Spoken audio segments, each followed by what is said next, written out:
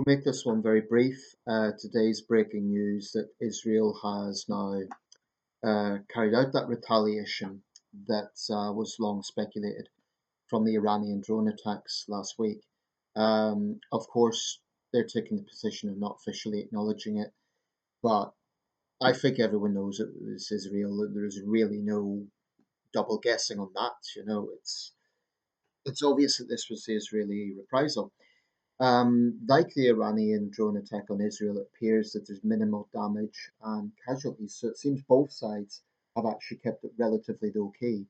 Although with the Iranian attack on Israel, that was historically significant because it was the first direct such assault. But in terms of actual casualties, I think in that situation there was a few injuries, there was minimal material damage. Likewise in Iran. So what's being reported so far is the Israeli strikes were limited to the vicinity of the city of Isfahan, which is quite a big city. It's, I think, an important religious city. There's also a nuclear site there. Significantly, none of the nuclear reactors were damaged. The IAEA hasn't reported any sort of radiation or anything like that. I think it would have been incredibly reckless for Israel to do that. The motivation, well, it's to show the Iranians are capable of it. And basically, one can't put it any other way but the crude tit for tat. Um, Notably, unlike the defensive measures that were supported by the UK and US, on this occasion, Washington and London has left it to the Israelis themselves. We haven't taken part in this one. Um, it appears the Iranian defences were quite adept because there was no major damage involved.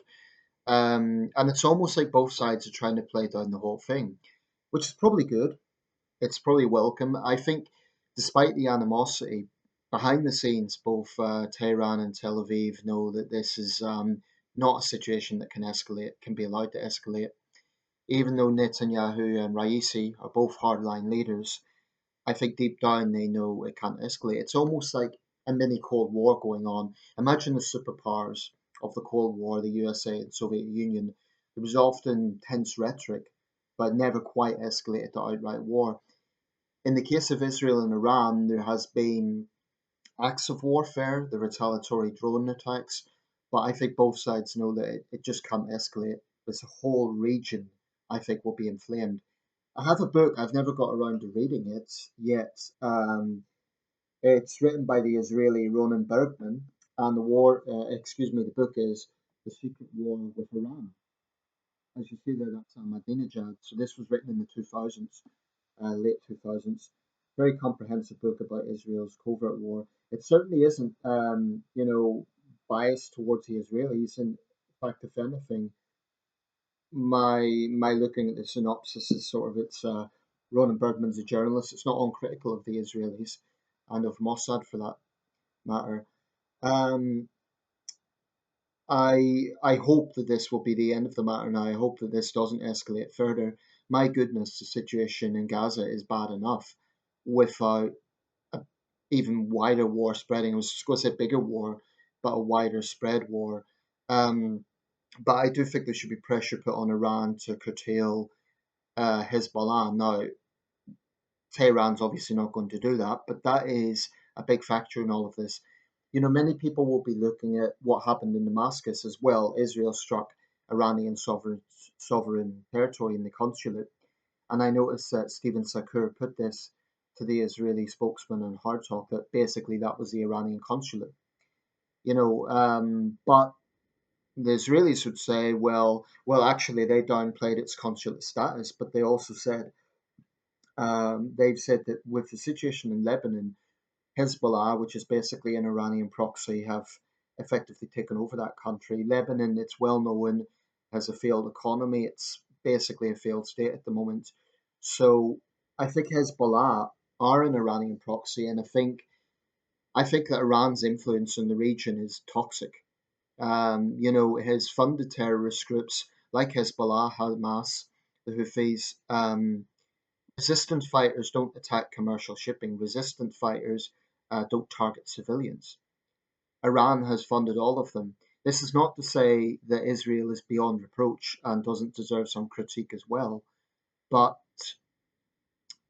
all I can hope at this point is it doesn't escalate, because I think if it does, it will just be an unimaginable situation. I think other countries will inevitably be dragged into it, and what we'll have is a major, major regional war.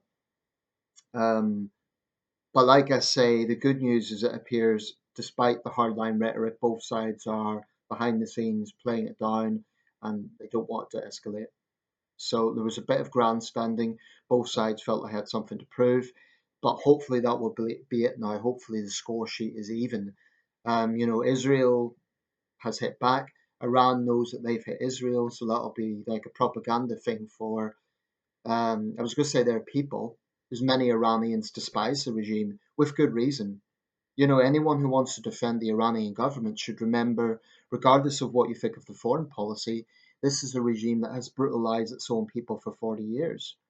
In 2022, hundreds of Iranians killed, wounded, and tortured um, in those protests for the young woman. So that's the sort of regime the Islamic theocracy in Tehran is. But having said that, I certainly wouldn't favour any war with Iran unless it was an absolute last resort, absolutely necessary. But it's right that both the British and American parties, call for calm, and also other interested parties, because I think a regional conflagration would just be um, unimaginable. It would make the Iran-Iraq war, the Iraq war, the Syria war, all those major conflicts that the region has seen over the decades. It would be like all of those combined. I think it would be a massive war. So, yeah, at least the good news today is it seems to be this isn't escalating further unless the Iranians decide to have a reprisal to the reprisal, and then where does it end? But it seems to be concentrated around the city of Isfahan. The Israelis could have hit more targets if they wanted. So let's hope it gets contained at this point. That doesn't change any of the debate around the war in Gaza and some of the things Israel's doing there. I remain quite critical of Israel's military campaign. Whilst I insist that Hamas started this with their actions on October the 7th, I don't think that can rationally be seen as an act of resistance. Um, I do think that those who are just dismissing up to 14,000 dead children in Gaza need to check their moral compass. I do think some of the things Israel is doing are indefensible in terms of the scope of this campaign, in terms of, for example, hitting an aid convoy that was clearly marked. They admitted they'd done it, so they need to explain why that happened.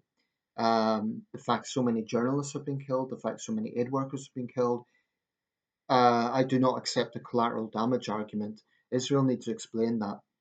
Hamas is responsible for its actions, attacking Israel, taking hostages, but Israel is responsible for its own actions.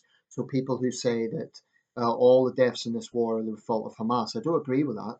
As much as I loathe Hamas, I consider them a brutal Islamist terror group. Israel is responsible for its own actions.